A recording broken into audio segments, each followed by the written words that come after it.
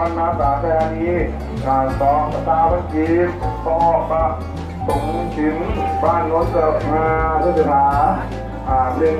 แกนจีนภาษาตัวเราหนาวมองไว้ต่อไปแล้วบางทีบางคน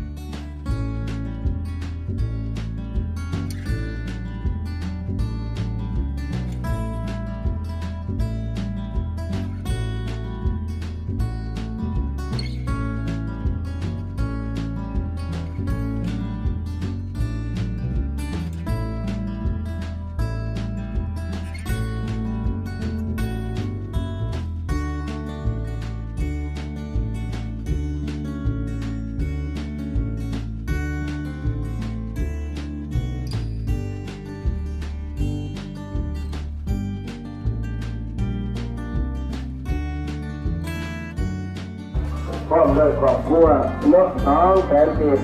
นั่งคำใหม่ก็มาสุกขาหาวิปันจีบเต่าสุวรรณจีบนั่งเต่าแสงดาววอนนั่งแทงพันต่อสอนนักเวงหาวิปันจีบนั่งมาพิมมาสอน30 วันจีบเท่าพุทธิกรก้มโสภา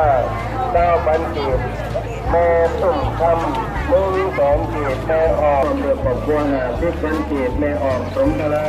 ความเดือดปกบัวหา10 วันจีบครอบครัวไม่ออกคำหนักมาอากาศนั่งแสงจีบนั่งจันทุดาลาดวงไสเทพวันจีบ9 บาทนางคำเป็นสุริยะเรื่อง1 แสนจีบแม่จะเป็นเรื่องแก้วมณี100 บาทนางวัฒนาพระเรื่องคำ